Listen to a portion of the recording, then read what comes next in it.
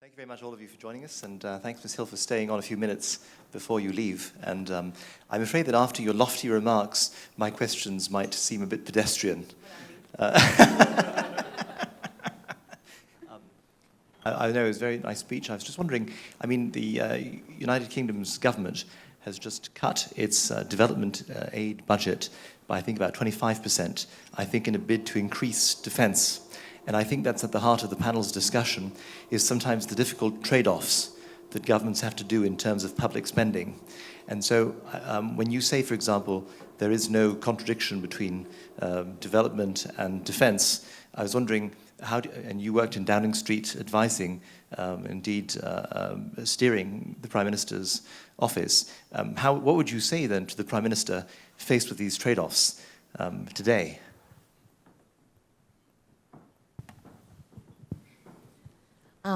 Well, the first thing I would say is I'm really glad I'm not there.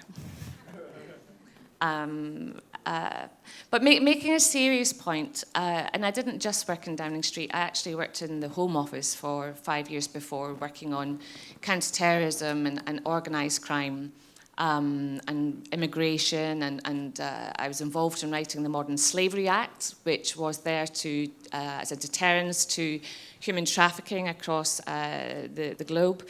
And really, when you work in a department like the Home Office, you live in an environment of competing priorities. And there never has been more of an environment of competing priorities than there is now.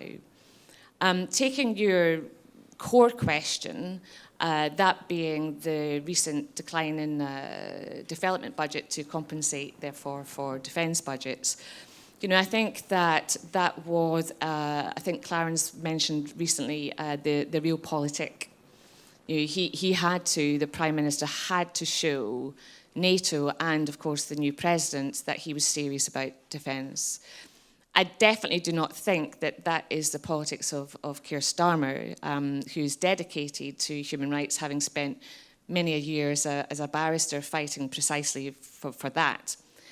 But I do think, and you say it's a higher level way that I've described it, but I don't think it is.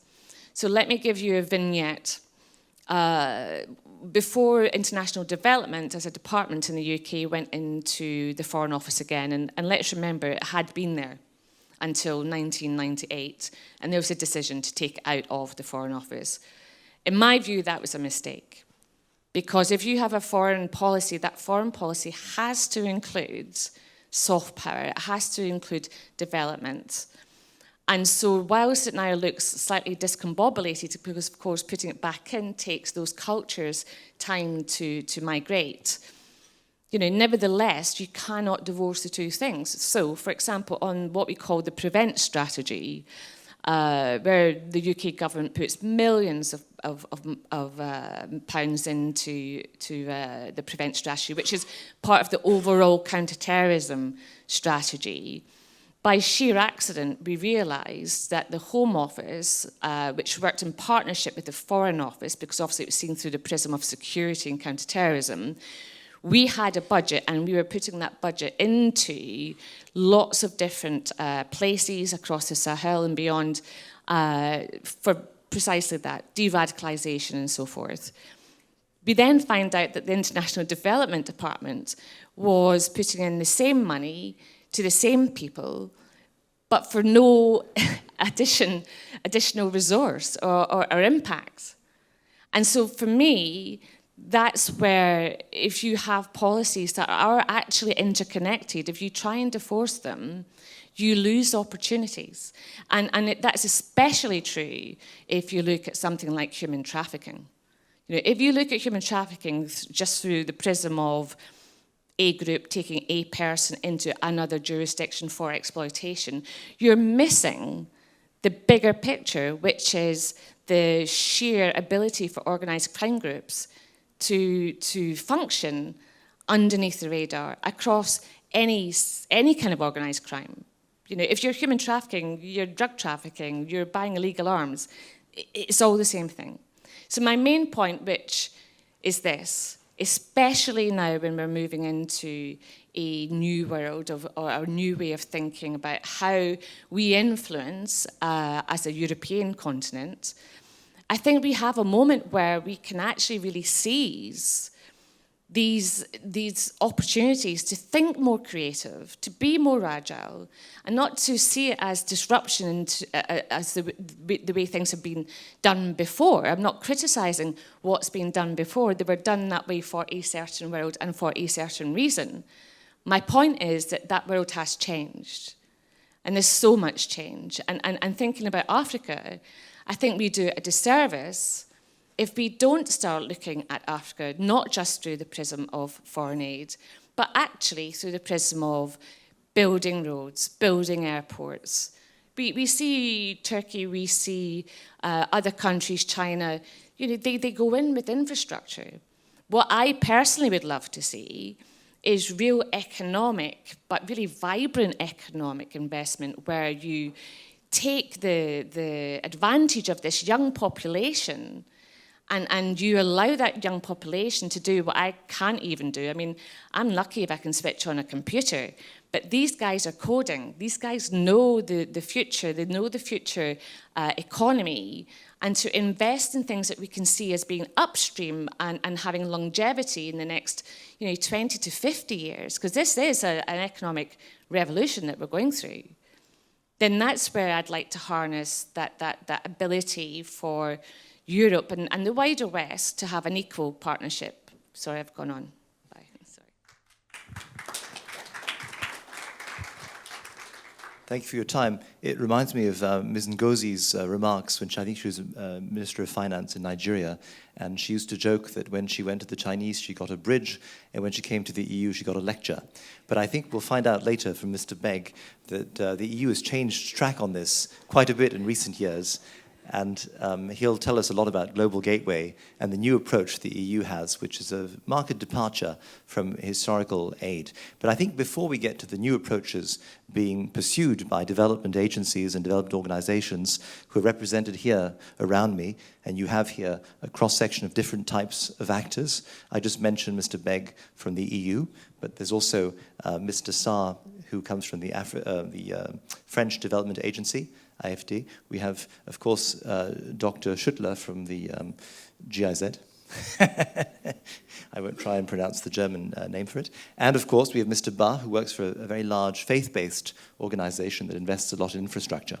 But I think before we go into how development aid is changing, I think one of the reasons why we've seen cutbacks, besides the defense priority, is also because I think there's a general calling into question of the effectiveness of old-fashioned overseas development aid, ODA.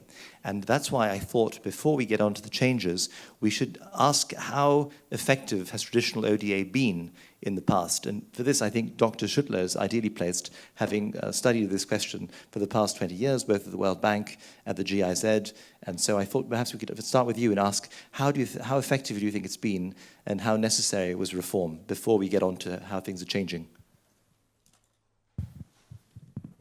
Thank you so much. So this is a criticism that's actually not new.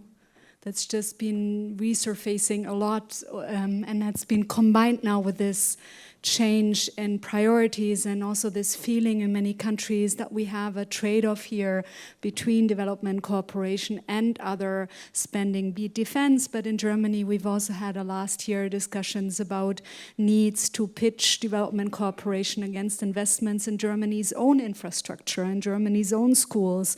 And so there's been a discussion here that's then been combined with voices that we've heard already before, people questioning, as you were saying, the efficiency and efficacy of aid, people even claiming, as we've heard already 10, 20 years ago, that impacts might even be negative. There were also African economists and voices, Dabisa Moyo and others that I may cite, who did criticize that aid had negative impacts on corruption, on the elites, on incentives, etc. So this is not new. This is something that at least at GIZ we're very aware of, and it's a criticism that we've been discussing discussing and integrating into our work and trying to adapt our tools to. And there are ways we can address it. So, for example, we do have, on behalf of our ministry, a lot of programs that try to address corruption. We just have a big program now also with the European Union trying to combat illicit financial flows. We heard about that earlier, about the importance of domestic resource mobilization in Africa itself. And so there's ways in which aid has already responded over the last years to this. And if we now look at the impacts on the macro level, the criticism is, well, we're not able to actually see impacts of aid on growth. And that's not surprising. If we look at the size of aid flows, I'm, as an economist, not surprised that it is hard in many countries to see impacts on growth. And also to show rigorously, there's been a lot of attempts and studies, but to really show rigorously a causal relationship is very hard.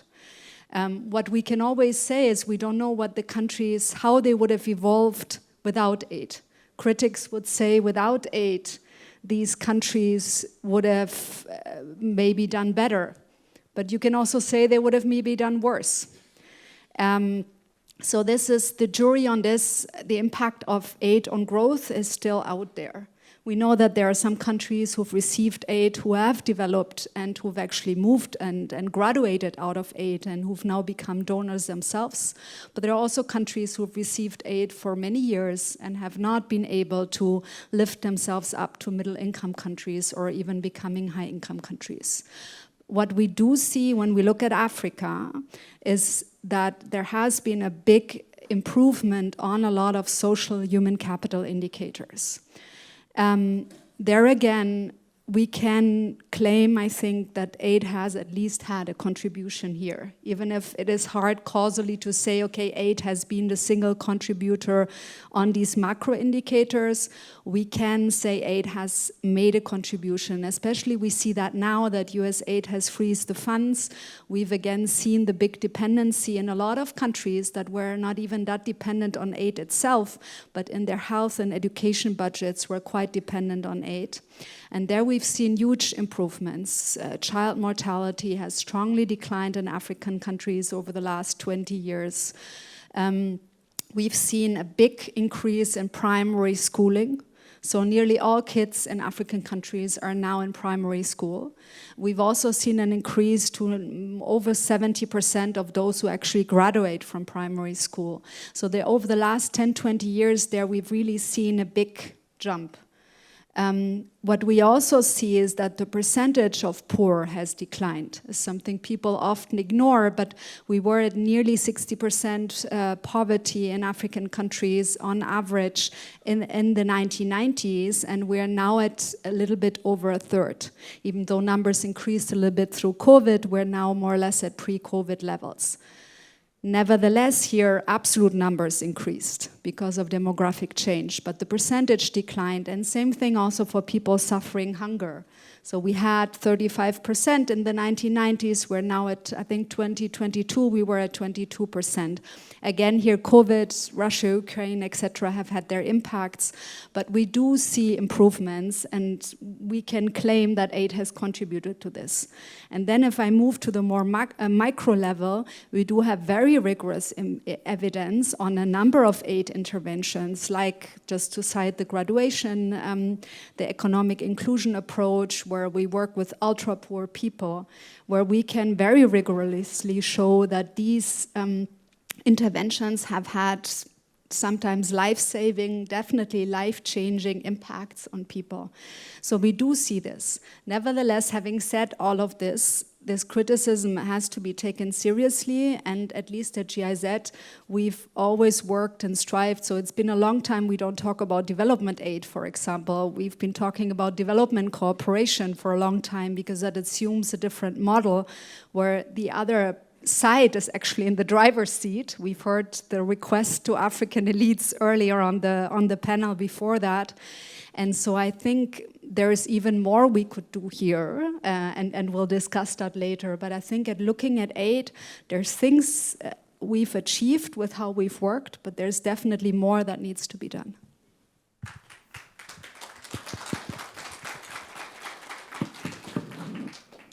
Thanks to Dr. Schüttler, with a very rigorous analysis. I should specify that the Z in GIZ is Zusammenarbeit, which means cooperation.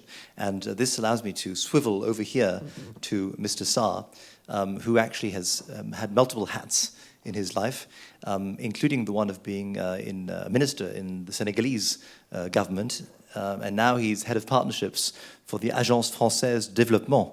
So in the name, you can see that the AFD has not followed the same path as GIZ, but it's worth signaling in a landscape when most of the big donor countries are cutting back aid significantly. I don't think that France has cut back its development budgets yet. For the time, huh? It did. It did, but I think hasn't AFD budgets, they've expanded considerably over the last, well, since I think President Macron came to office. So I'm wondering if you could tell us your experience as a Senegalese minister, and Senegal, I think, has long been a big beneficiary of international aid. How effective do you think it's been in Senegal, and more broadly, how you would position yourself in this debate on the effectiveness of past aid and how it needs to change? Thank you so much. Well, I would like to, first of all, say a couple of things. The first one is, indeed, the French has as well got a couple of billion euros for our current budget. But as you've said it, since President Macron came, the increase in aid budget have been steady, and our budget has gone from 8 to almost 12 billion euro a year, which is something that is very considerable.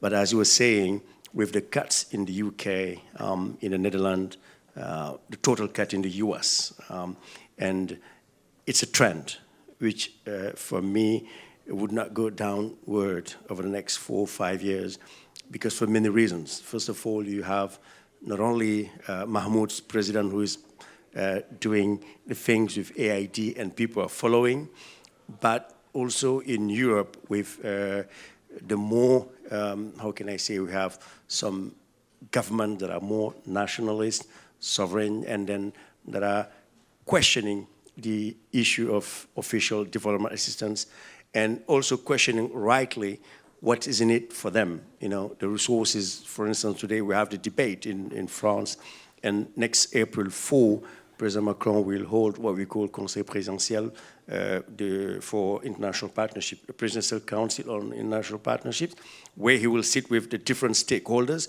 to define the next 5, 6, 7 years in terms of what should be in terms of budget, what should be in terms of strategy, what should be in terms of trajectory, what should be in terms of countries, and the resources that will be allocated to that. And for that, you have to listen to what we say, the deep France, and of people that are saying we have to care about what are in it for our French corporation, French enterprises. What does it mean for a French company to invest in Senegal, in Cote d'Ivoire, in Nigeria, and then what they can gain from it? And when we realize that most of those aid budgets, sometimes because it's untied because of OECD rules, the projects are won by Chinese companies, etc. The question also is here with EU. We'll talk about that with Global Gateway. For me, at a personal level, with the experience I've had with government, I would say, you remember Dambisa Moyo's book, Dead Aid. I believe in that. For me, aid is something that creates dependency. Aid can be very counterproductive in the sense that, you know, the countries that receive those resources rely on that aid, will say, even if we don't put it in our budget, we'll get the aid from Europe, from France, from UK, etc., etc. So it doesn't make that much of efforts to mobilizing more domestic resources. So I'm not saying to stop directly giving aid, but you, as Fiona was saying, to target the aid on right social sectors in healthcare and sectors that are not investment attractive, that will make it sure that if the investment doesn't go, the aid can replace it. Why I'm saying that, because we realize nowadays with all the resources we're putting in place, and I'll come back on a concrete example. Mahmoud used to lead MCC, the Millennium Challenge Corporation, where at that time I was in government, and we used to work with his teams working on a compact, the regional compact, and electricity and power, 500 million euros. And before that, there was another 300 million euro compact that was undergoing. But the way those compacts were implemented, which were totally different from what USAID would give, would work with US companies, Senegalese companies, the private sector, the civil society, to design, to do the constraint analysis of the project, the impact on the competitiveness of the economy, the impact on jobs creation, the impact on a longer-term perspective, and the impact of a role on human development, which make it not only the government take ownership of the project, the appropriation is there, and the way you look at those resources, it's totally different as it is a aid budget that is given to you, or sometimes is not even run by you. The aid money goes with US companies or US institutions. I mean, I worked for Gates Foundation for 3 years. 85 or 90% of the resources that were implemented to countries in Africa were run by US-based organizations. Canadians do that, Germans do that, UK do that, etc., etc. So at some point, it's a question of, for me, hypocrisy and saying I'm aiding this country, but at the same time, I'm aiding my own country. So we should change the shift, paradigm shift, investment, investment, investment. Merci, M. Sarr. J'aurais dû vous permettre de répondre en français, désolé. Comme j'avais commencé en anglais, j'ai continué en anglais, mais merci beaucoup pour votre contribution. I think this is a good segue over to the European Commission, which I think has also moved in this direction over the past few years. And Mr. Beg, I know, is an expert on this subject. Maybe you could tell us about the paradigm shift underway in Brussels, I think led by Koundounz and under the Global Gateway concept. Thank you, Sebastian. I'd like to start with a story. As this is Ramadan and we're in the last days, I'll quote from Jalaluddin Rumi, who is a famous scholar, poet, and also a migrant. And he said that there were two groups of artists that were fighting each other, saying, "I'm the best," and the other group said, "No, we are the best." So what they did is, the groups of artists were one group were asked to make paintings on one side, then curtain was drawn in the middle, and then the other group of artists were asked to make another painting on the other side. So the two artist groups worked.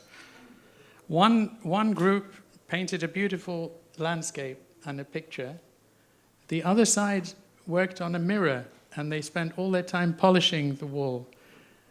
When the screen was revealed, then the person came and he looked at the image and said, "That's a beautiful image." But then he looked at the mirror and he said, "I like the mirror more because I see the image in a much more imaginary way, and I'm also looking at myself." So what I'd like to do is take this analogy or this story and apply it to the question that the chair has put me. So I think if we look at what do we see in the landscape? I would say 4 C's. The first, we see a vast continent. There are more than 50 realities of Africa. There's not one Africa. Africa, if you look at the size of the map of the Mercator projection, it's not the true picture of Africa. It makes Europe look big, Africa look small. Africa, if you combine the United States, China, India, Europe, all put them into Africa, Africa will still have room to spare. Africa today, and we heard that in the future, will be a demographic superpower. 1 in 4 people will be African. Average age is 19. It has huge resources, domestic resources, of people, of raw material, of ideas, of energy. We heard from Adebesi, and I'd like to thank him and his team for inviting us. He mentioned the energy of dreams, the energy of values, and the energy of actions. And I think that's the first thing I see in the landscape. The second C, we see, and we have to look at competition. I was in China for 8 years. I've been in Beijing for 4 and see now China's operating. We are now and we have a German colleague. In 1885, there was a Berlin conference. You remember the famous image of the cake being cut by Bismarck? I think she wasn't there. No. But, well, there's a saying that the English always forget and the Irish always remember. So I think Germany has a strong memory for certain things. We heard about the Shoah, but it should also remember what Germany did. And I'm not pointing fingers, but Germany and Europe have a colonial past. That's the other C I see in the background of this painting. We should not forget that. And I think the world system today is not 1945, it's 2025. The multilateral system still reflects the past and not the present. But I would also look about competition from Turkey, from Russia, from India, from the Gulf states, dare I say from the United States on critical raw materials and so on. The other C, I think we need a conversation. It shouldn't just be between political leaders. We're going to have a EU-AU summit and a ministerial on the 21st of May. And there will be the discussion, of course, which is good at political level, on the global gateway, etc. I'm coming to answer your question. But remember Mrs. Ngozi's speech about how she wanted bridges, not lectures from the EU? I think the lectures are important, but the lectures need to come to oneself, and I'm coming to the mirror, because the building in the forefront is going to be 4 Ps. It's going to be prosperity, and I think that's where the global gateway, the EU's growth has been through the single market. It's been by investing in free movement of labor, of capital, of ideas, of people. We have 27, Africa has more than double. So I think we have to cooperate on investment. I agree with you. It's education, education, education, and investment, investment, investment. There we need to invest in, we have 150 billion euros that the EU is putting together. And I think it needs to be done in a spirit of co-creation. It should not be I've worked on development cooperation in the past life, and the EU gives with one hand and takes with the other.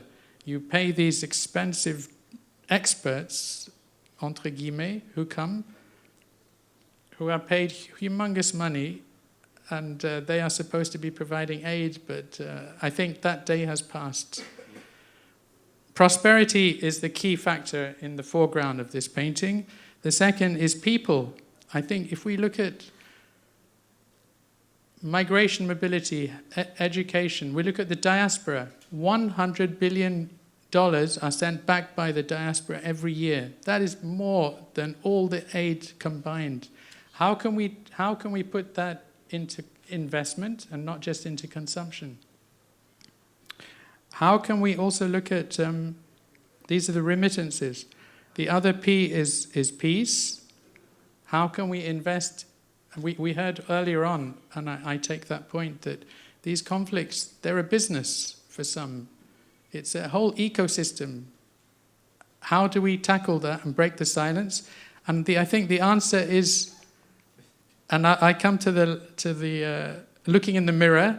If we look in the mirror, we need to now move away from this donor-recipient logic. We need to have a reset of the mind. We need imagination. I think there shouldn't be a dependency both on the giving and on the receiving side. The other I is integrity. We heard it from our Vice President of the European Parliament.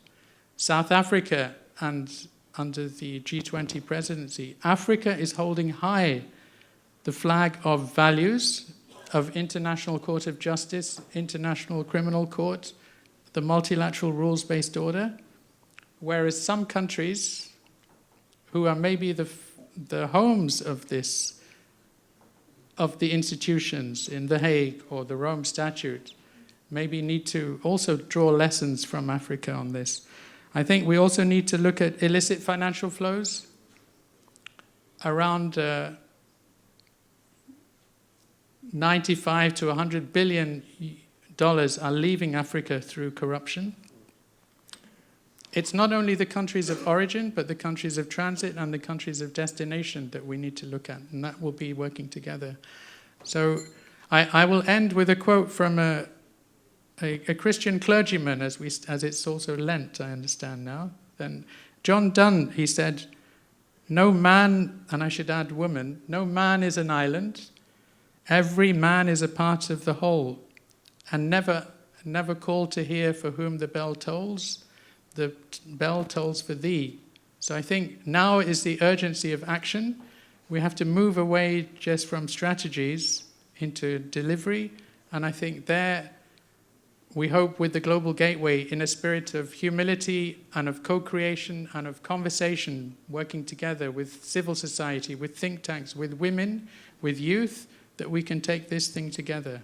And the last thing I would say is, we need a reset in the relationship. We cannot continue with, and what I would end is maybe, and I'll be controversial, somebody else said it, but MAGA could make mega. So Trump could actually make Europe and Africa great again. Thank you. So thank you. I don't know if Mrs. Ngozi would be very happy with you. You didn't give us a lecture, you gave us a homily, actually. A homily ending with a passage from Donne.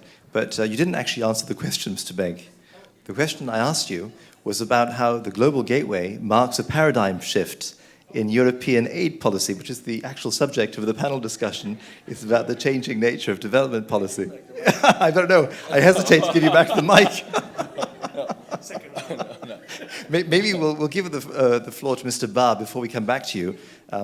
But in essence, from what I understand, the Global Gateway it marks a paradigm shift where the EU is trying to move away from basically traditional ODA to a more private sector, partnership-based approach, leveraging the capacity of the private sector. But I'll let you explain EU policy in just a second. But first of all, I want to turn my attention to Mr. Ba. Et là, je vais parler français parce que je sais que nous sommes francophones. We do it in English. You do it in English, okay. So Mr. Ba now leads Chorus, which is a huge faith-based organization, or a network of faith-based organizations, investing fortunes in development. And I'm wondering, this is an interesting organization at this time when maybe the role of state organizations is maybe diminishing and they're looking at new partnerships. And I thought perhaps you could give us some insights into the strengths and maybe, let's say, challenges facing non-state development organizations like yours.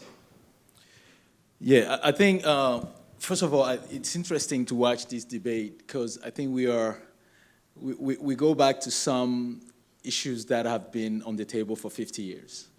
None of this is new. I think when the president ran his campaign, he ran it under America First. And what he's doing, he's been very clear, right, that he wants to eliminate certain things. And I think that none of us are surprised, but we are shocked to see the speed at which it is coming. And what is interesting is that the world is also immediately reacting, and we saw the reduction in aid.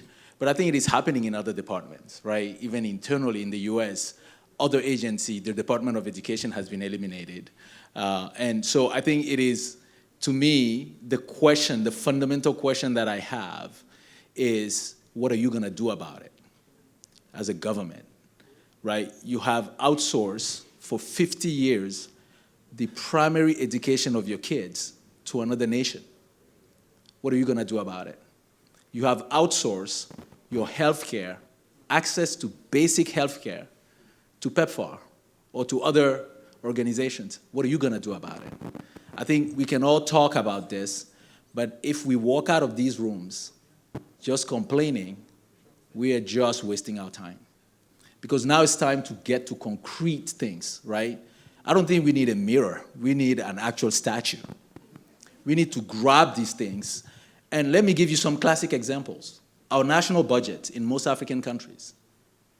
You can take the same budget and reprioritize them and take a big chunk of what you used to get from the US.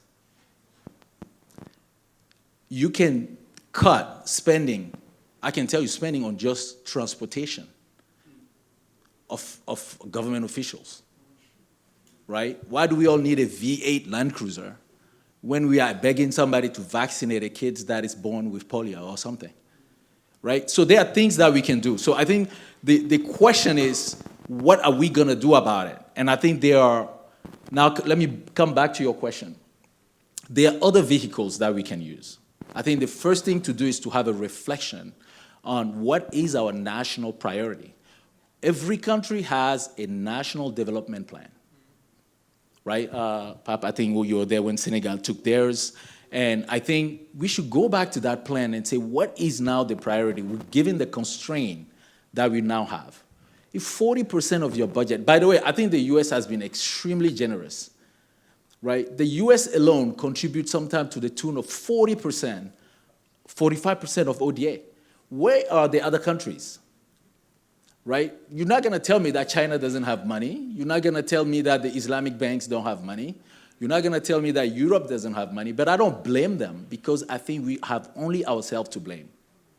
When you are sitting on the largest reserve of uranium or petroleum or bauxite or manganese, you have smart people, young, smart, that can run these transactions for you. Many people in this room have worked for the private sector, investment banks, but our own leaders will not pick them. They will go get the tourist expert and pay him $600 an hour and give them a PowerPoint. Right? That's the point, is that we have to stop valuing those we have around us and look at that budget and look at how we can get it done. There are other partners. I think for me, I have a few things in mind. One is the private sector. The private sector has enough capital. Today, the place where the world have seen the biggest growth has been in Wall Street and all the corporations. They're sitting on trillions of dollars. There are billions of cash that wants a place to call home. All they need is a good project. Today in Africa, if you have a good project, you don't have to beg for money. They will finance it. It just needs to be a good project. I think our colleague presented earlier the life cycle of a project, how come like 50% of them die even before they're born, right? I think it's because these projects are now well put together. So to me, private sector, one. Second, institutional reform. I'm not gonna invest in a transmission line in a country where I don't have a guarantee that that investment will be paid back. Right, a guarantee off-taker. If I'm gonna produce electricity, I'm gonna put $400, $600, $800 million in a power plant, I better have a guarantee off-taker. Otherwise, I'm not building that plant. But if we as government establish those regulations, I guarantee you the investors will come. They're not racist, they can care less about the color of your skin, they just want the dollar. And I think that is something that we should put in our mind. So institutional reform. The third element, I think, is getting the youth and engaging with local enterprises. I travel a lot in Africa. You go to Nigeria, you go to Lagos, you go to Abidjan, you go to Nairobi. The youth is just begging for opportunity. We'll give it to them and get out of the way. I think that's all they're asking, is that let's government just give us the opportunity and get out of the way. So partnering with non-conventional institutions, people that can partner in a way that is win-win, with clear objectives. If all they want is an ROI, I'm fine with it, but what do I want? I think that's all that matters. So I'm coming back to is that we have to get out of the thinking that without USAID or without the Danish Refugee Council or without the European Aid Fund that we are not going to survive. But we need to also look in the mirror. Now I come back to your mirror. We need to look in the mirror and say, are we doing the right thing? Right? There's no reason why you should be flying first class where you have not vaccinated your kids. It makes absolutely no reason. You can fly business maybe, but what are you in business? Why are you in first class? So I think there are a lot that we can question, and we have to think about the partnership, but this is a wake-up call to prioritize what matters.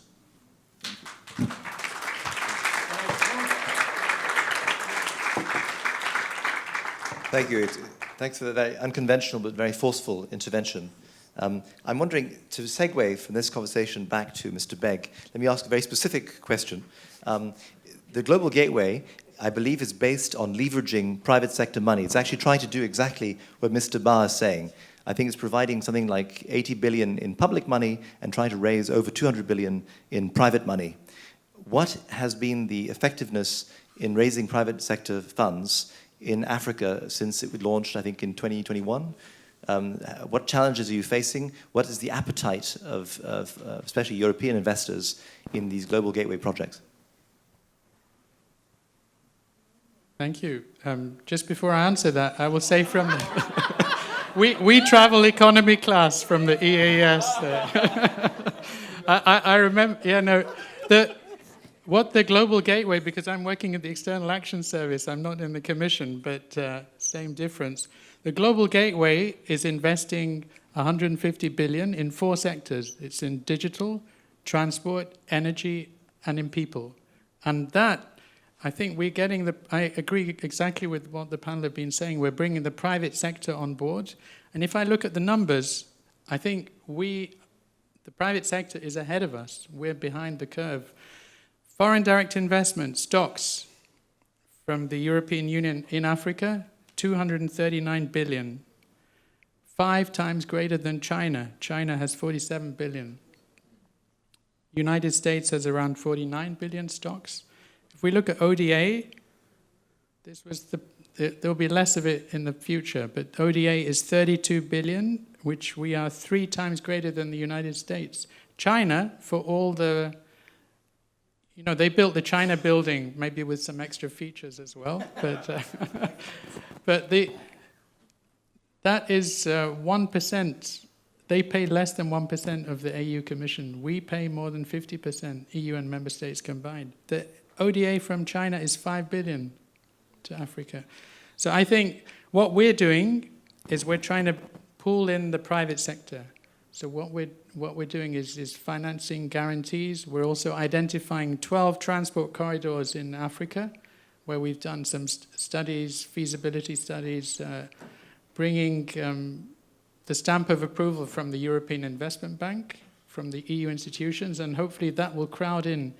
And I think the key thing is co-creation. We need to get local knowledge, local expertise. When I was in China, I remember, maybe I told the story before, but there was a meeting in the Great Hall of the People on China and Africa. And on the bus, because you go to a place and then you get a bus to go to the Great Hall of the People, I was chatting to a lady on the bus, an African lady, and I said, how do you compare Europe and China in Africa?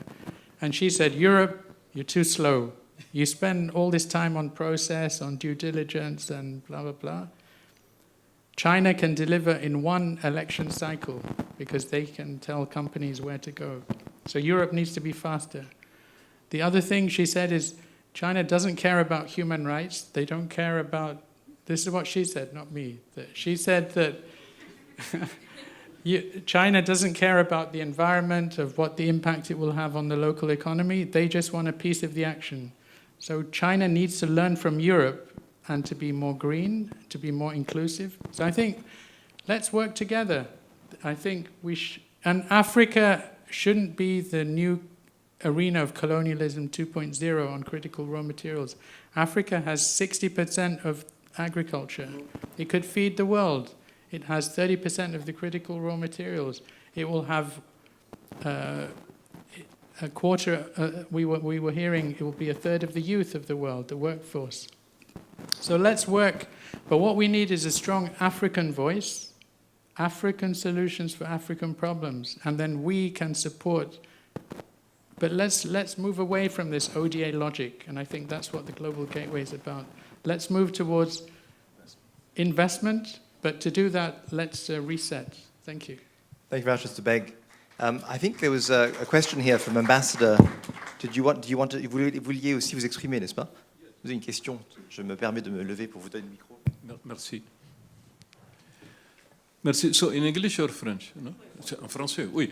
Écoutez, moi, j'ai écouté en partie ce que vous avez dit et je suis très contente que vous parlez de transparence internationale. Je suis membre fondateur de 92 avec Peter Eugen et McNamara Passanjo. Le grand problème dans la plupart de nos pays, moi, avec l'expérience, le temps, pour ne pas dire l'âge, je n'aime pas parler Afrique, je n'aime pas parler monde arabe. Je peux parler de tel ou tel pays. Parce que dès qu'on parle Ligue arabe, dès qu'on parle Union africaine, on fuit les responsabilités. Quand on dit l'Afrique, c'est quoi? Est-ce que c'est le Sénégal? Est-ce que c'est le Kenya? Est-ce que c'est la Tanzanie? Est-ce que c'est le Togo? Donc, moi, ce que je demande, en tout cas, à des jeunes comme vous et au public, c'est qu'on parle des pays, parce que c'est leur responsabilité. Donc, je suis d'une génération qui a connu, par exemple, les critiques contre l'ajustement structurel. Ça a détruit nos pays. C'était à la fin de la guerre froide, effectivement, il fallait établir des choses, mais les gens, nos pays, en particulier en Afrique de l'Ouest, dépensaient des ressources énormes au-delà de leurs recettes. Quand on leur a dit, faites des ajustements selon ce que vous avez dans la poche, on a coupé l'éducation. On n'a pas coupé la police, on n'a pas coupé l'armée, on n'a pas coupé le corps diplomatique.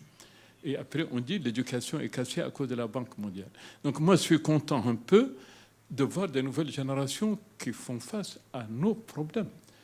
Et les Chinois ou les Américains ou les autres, le problème n'est pas là. Le problème, c'est qu'il faut que les gens, élus ou pas,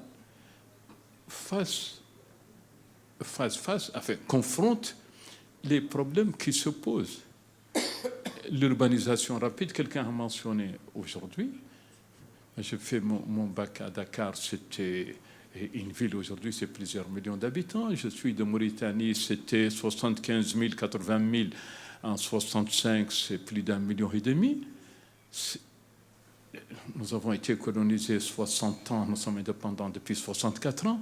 Si nous continuons à parler Afrique, au lieu de Sénégal, Mauritanie, Maroc, Algérie, Togo ou autres, nous fuyons nos responsabilités. Parce que ce n'est pas l'Afrique qui élit le président de tel ou tel pays. C'est sa population qui l'élit ou l'accepte, même s'il y a peu qui sont élus. En tout cas, il est en charge de ce pays. Donc, je ne veux pas être long, mais l'ajustement structurel, les tas de problèmes, c'est à nous d'y faire face. Je ne défends personne, mais la Chine a fait le premier chemin de fer. Tanzanie, le Tanzam qui s'élève, il n'y a jamais eu d'entretien, il s'est effondré. Quand vous demandez aux Chinois, ça dépend de ce que nous payons pour l'entretien. Donc voilà, je suis content de ce débat, mais il faut qu'on assume, comme en famille, comme au niveau individuel. Il est temps, 64 ans après l'indépendance, que nous assumons nos responsabilités. Merci.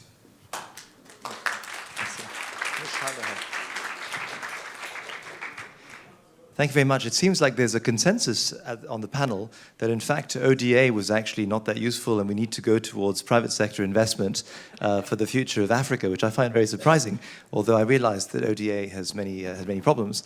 I'm wondering, a question, I suppose, an open question, which applies to all of you, is don't you have any concerns that this new emphasis is going to lead to plenty of investment in maybe infrastructure, but maybe a neglect of services which are not, let's say, profitable, which the private sector is not necessarily interested in investing in?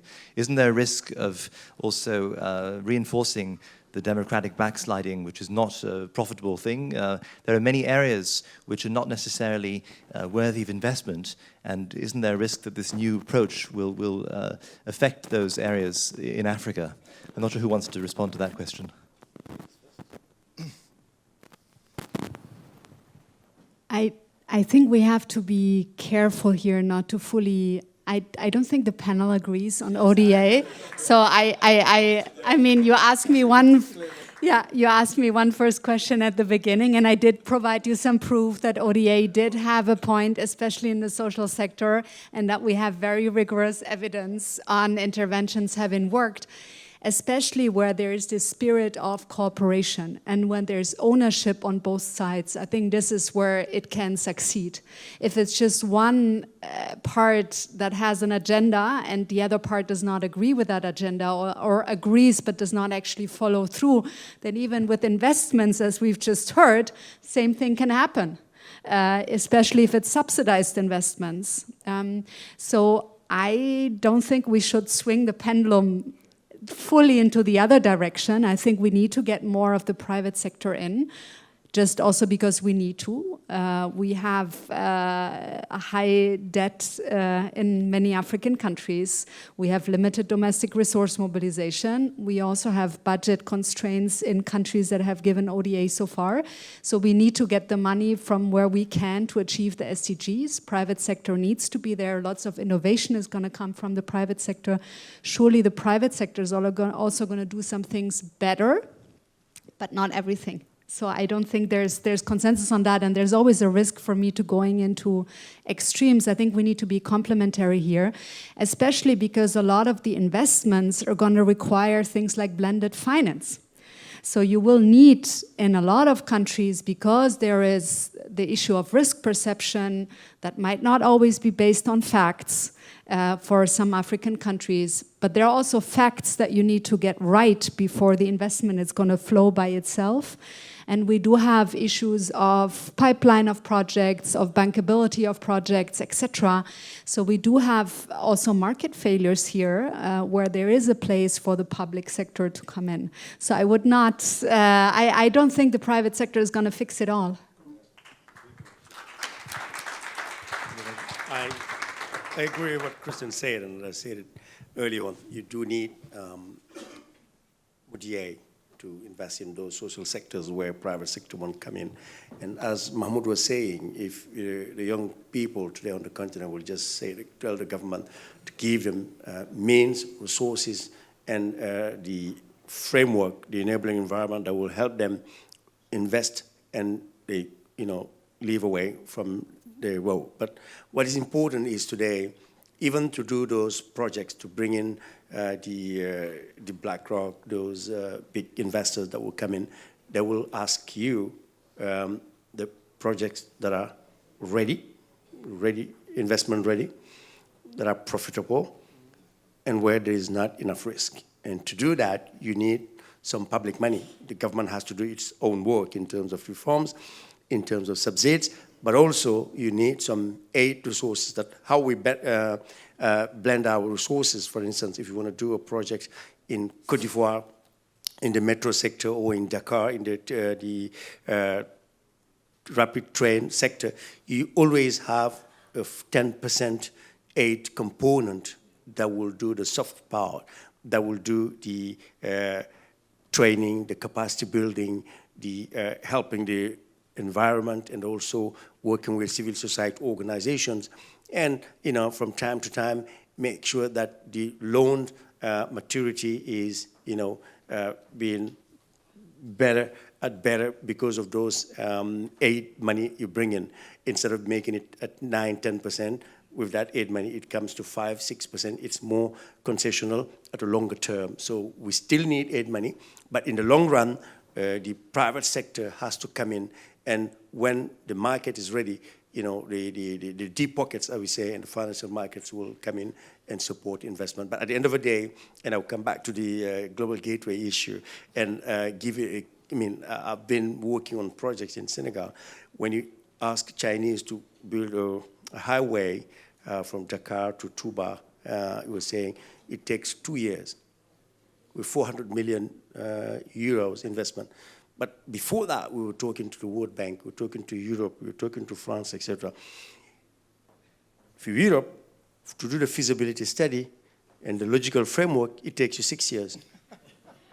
The president is gone. If you go to China or Turkey, they would do it in 2-3 years. It takes 6 months, maybe a year. And, don't come and tell me it's not sustainable, it doesn't last, or the road is not good, or it doesn't have any maintenance, or there's no values, or there's no human rights, or there's no, how can I say, environment friendly. What I need is a high-speed way to drive from Dakar to Touba or Dakar to Saint-Louis in 2 hours rather than 8 hours or 10 hours. And the rest will come. And, I've worked on projects with Europe, with France, with China, with Turkey. It depends on the government that is in face and negotiating. Chinese, they come with 6-7 types of, projects. You take each one of them has its price. You take the best one, you get the best deal. I'm not in favor of China, of course.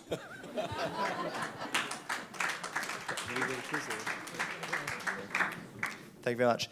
Since I'll just say something, what I've heard about Global Gateway is that actually Europe is having a hard time getting enough private investors to buy into a lot of these projects. And I wanted to follow the ambassador's lead, talk about specific countries. I remember Côte d'Ivoire was an investment darling in the 70s and 80s and 90s, and then there was a coup d'etat in 1999, I think, General Gay. I remember that Ethiopia was an investment darling under Prime Minister Meles, and then there was a civil war.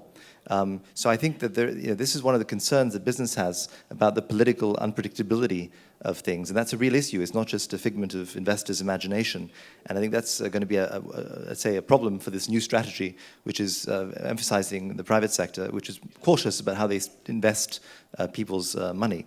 But anyway, I want to thank everyone for their attention. I want to thank all of our distinguished panel for their remarkable interventions. And we now, I think my takeaway is that now, if you, wait, I just one thing, say, correct Ms. Ngozi, now if you come to Europe, you get both a bridge and a lecture. So there is progress. The Global Gateway.